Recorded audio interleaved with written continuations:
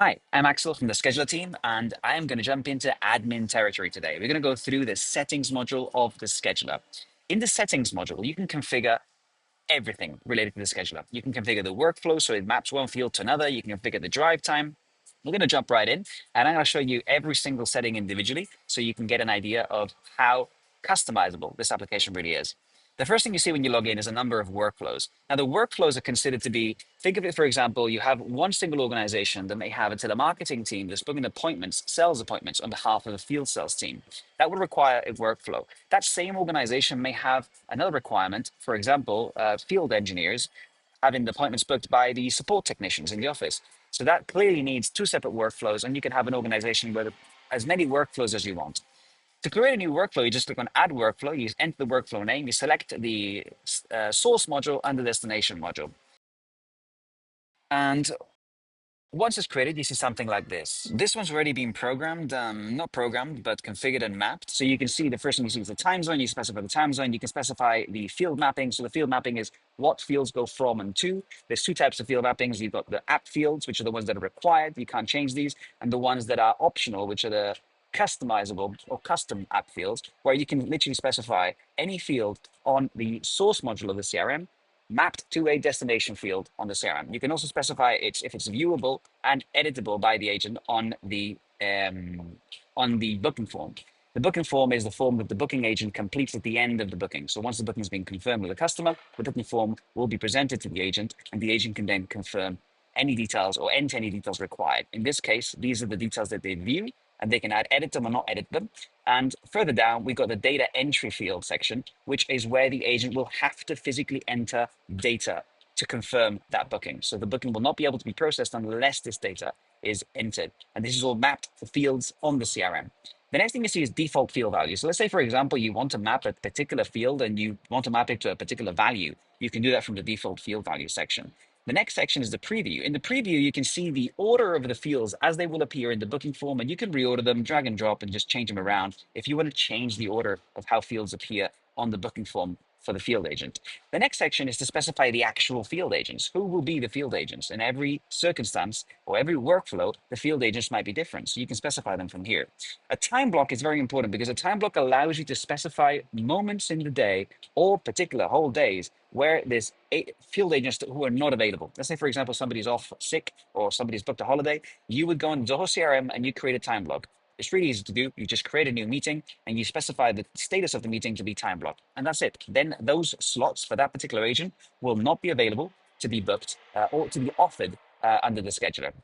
The next one is existing appointment filtering, because not every single appointment in the destination module will be considered, I say appointment record. Not every record in the destination module will be considered a booking if you enter some details on here. Obviously, if you don't enter any details, every single record will be a booking, or every single record will be an existing appointment. But you can here specify the ones that are considered bookings. So in our case, if it's failed quality check, we are not going to consider that to be an existing booking, and so on. In this next section, you can see the tiebreak rankings. Now, tiebreak rankings are for the companies who utilize the scheduler, but also utilize manual booking or another form of booking, in which case it could be that you have two appointments for the same field agent for the same time. And then we have to differentiate which one wins. So for this, we have a priority. And this priority is based on the stage of the record, but it could be based on any other drop-down field within the record. And here we set a priority of if there is two records that are the same for the same field salesperson, obviously two different records, but the same field salesperson at the same date and time. One is confirmed and the other one is second then booked. The second then booked one will take priority and it will take the slot for that date and time. The next section is the operating days. Here you can specify what days in the week we are booking appointments for this workflow. Here we got Monday to Thursday, but you can specify every day, or you can specify just a few days. You just have to untake or take the ones that you need. The next section is days in advance. Days in advance is important because you can specify the number of days you want the scheduler to offer slots in. If, for example, you only want to offer days, or only want to offer slots over the next 5 days, you'd enter 5 in there, and that would make sure that you're not booking anything beyond those 5 days. The next section is the visual schedule builder. And here you can determine the default length of an appointment the start time of each appointment. You can add additional appointments in the day. So you can have 3 appointments, you can have 5 appointments, you decide, and you decide how long you want in between each appointment, meaning that that's the drive time that's going to be determined as a maximum drive time. In this particular circumstance, you got the first appointment at 10, then at 1, then at 4, and you got a maximum drive time of 90 minutes. But you can drag and drop these things around so that you can change the default drive time and the start times of the appointments. The next section is the full day block rules. Now, there's some circumstances and some events where you require these rules above of the 3 appointments a day to not be applicable. Let's say, for example, you're booking an appointment that's really far away from the field agent's home, or you're booking an appointment that requires a lot more time because of a particular type of appointment. You can specify here the type of appointment. You can specify any other field and criteria, which will determine if it meets the criteria.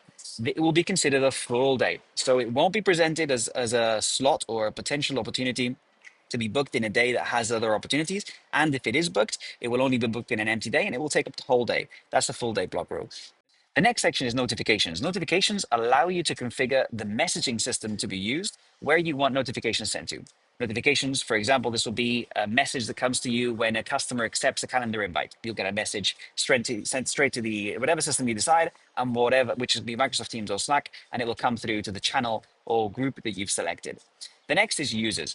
Users will be, this section will determine who is allowed to use this workflow. So if somebody that isn't on this list chooses to launch this workflow, they won't be allowed to use it. And the next section is administrators. Administrators is who is allowed to access the settings of this workflow and make changes.